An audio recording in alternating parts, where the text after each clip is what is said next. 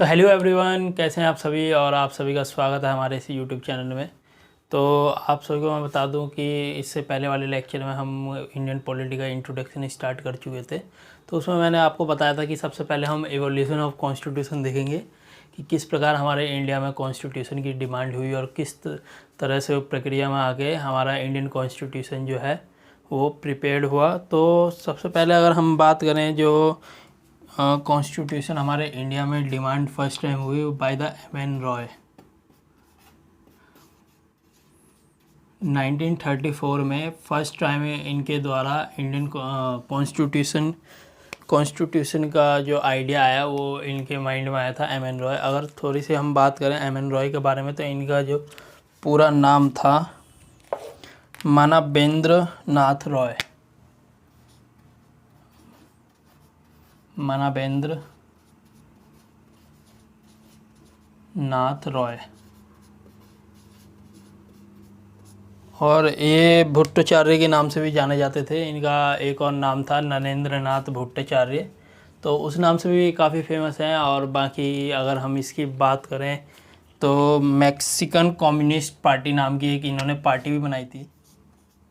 Mexican communist party.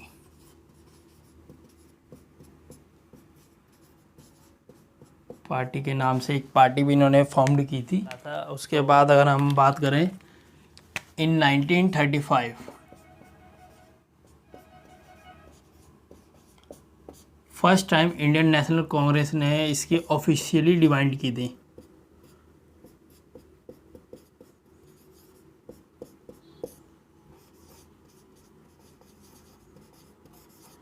तो हम कह सकते हैं जो इंडियन नेशनल कांग्रेस है हमारा, उसने फर्स्ट टाइम इंडियन कॉन्स्टिट्यूशन की डिमांड जो करी थी ब्रिटिश के सामने, तो 1935 में की गई थी। और अगर इसके बाद हम बात करें, एक और इवेंट आपको याद रखना होगा 1938 में जो पंडित नेहरू हैं, जवाहरलाल नेहरू, उन्होंने कहा था कि हमें कॉन्स्टिट्यूशन बनाना तो है, बट जो कॉन्स्टिट्यूशन बनेगा उसमें इंडिया से आउटसाइड, मतलब इंडिया को छोड़कर बाहर से कोई भी किसी भी पर्सन का इसमें इंटरफेयर नहीं होना चाहिए। तो उन्होंने पंडित नेहरू ने ये कहा था कि जो कॉन्स्टिट्यूशन हमें बनाना है इंडिपेंडेंट इंडिया के लिए, तो उसमें सिर्फ और सिर्फ इंडियंस ही शामिल होंगे। देन इसी के तहत जो फर्स्ट प्रपोजल आया ब्रिटिश की तरफ से, तो जिसको हम अगस्त ऑफर के नाम से भी जानते हैं,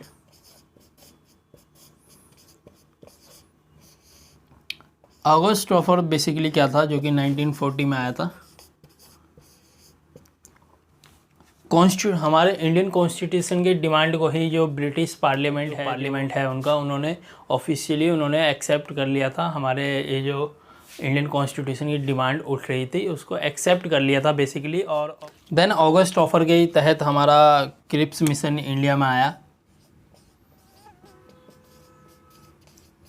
क्रिप्स मिशन जो कि 1942 में आया था। इसमें बेसिकली 3 मेंबर्स आए थे ब्रिटिश पार्लियामेंट से। ब्रिटिश पार्लियामेंट ने उन्हें भेजा था इंडिया में, ताकि जो है वो हमारा इंडियन कॉन्स्टिट्यूशन को इस्टेब्लिश करने में और कॉन्स्टिट्यूएंट असेंबली बनाने में हमारी हेल्प कर सके। बट इसका बहुत ज़्यादा अपोज किया गया by the Muslim league.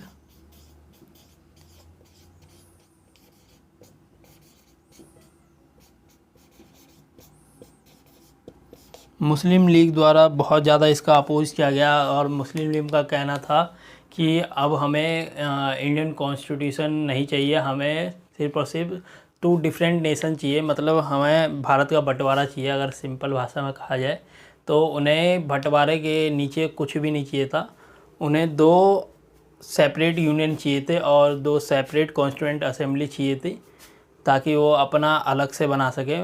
Basically ही डिमांड फॉर द पाकिस्तान।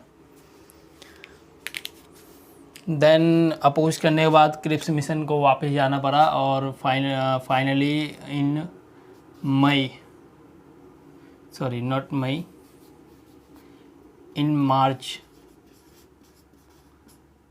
1946 को कैबिनेट मिशन प्लान के नाम से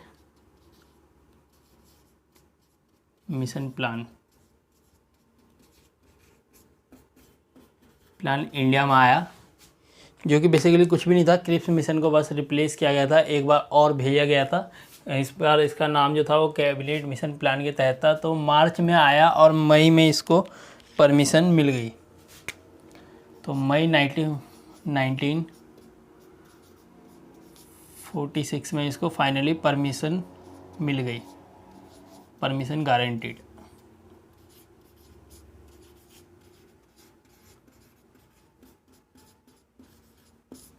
देन अब हमारे पास जो सबसे बड़ा चैलेंज था कि हमें परमिशन तो मिल गया कॉन्स्टिट्यूएंट असेंबली बनाने के लिए, कॉन्स्टिट्यूशन फ्रेम्ड करने के लिए, बट कॉन्स्टिट्यूएंट असेंबली के मेंबर्स कौन होंगे, कितने होंगे, ये सब डिसाइड कैसे करें। तो ये बहुत बड़ा सवाल था और बहुत बड़ा चैलेंज भी था, क्योंकि हमारा इंडिया आपको पता है डिफरेंट कल्चर्स के हैं।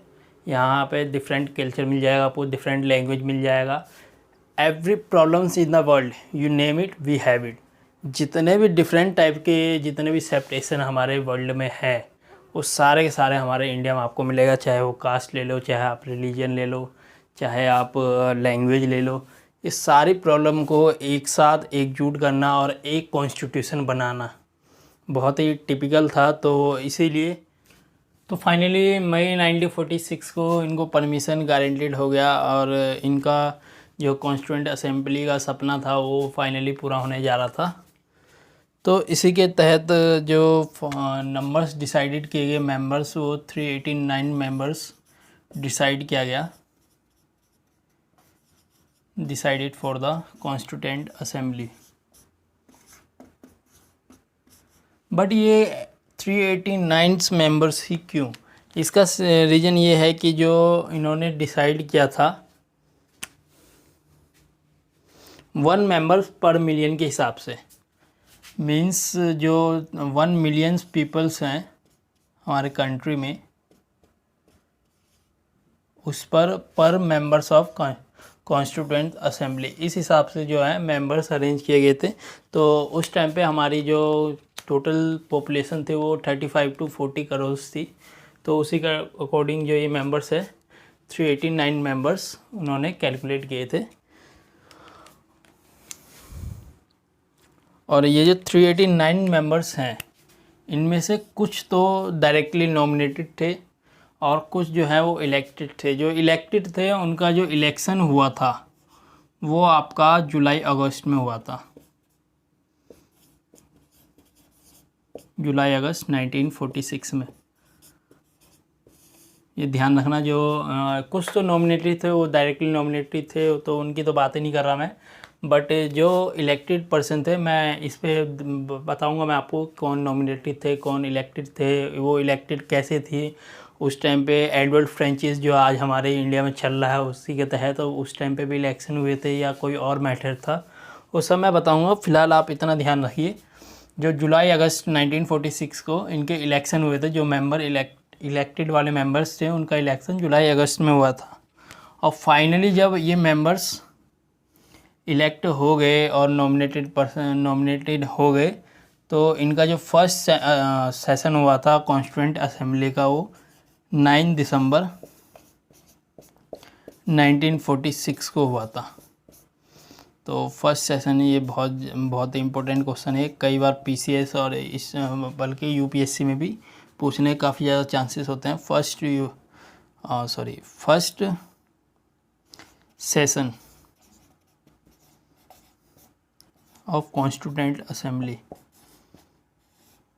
जो हुआ था वो 9 दिसंबर 1946 को फर्स्ट कॉन्स्टिट्यूएंट असेंबली का फर्स्ट मीटिंग हुई थी, आप कह सकते हैं। तो ये था कुछ बेसिक जानकारी जो हमारे कॉन्स्टिट्यूशन का किस तरीके से ये क्रोनोलॉजिकल ऑर्डर में कैसे कैसे हमारे इंडिया में डिमांड जो बनी। तो आज के लिए तो इतना ही, और नेक्स्ट वीडियो में इसके हम बात करेंगे जो कॉन्स्टिट्यूएंट असेंबली है उसके मेंबर्स, ये जो 389 मेंबर्स हैं वो कैसे इलेक्टेड हैं, कौन नॉमिनेटेड हैं। तो ये सब हम इसके नेक्स्ट लेक्चर में बात करेंगे। तब तक के लिए धन्यवाद, थैंक यू।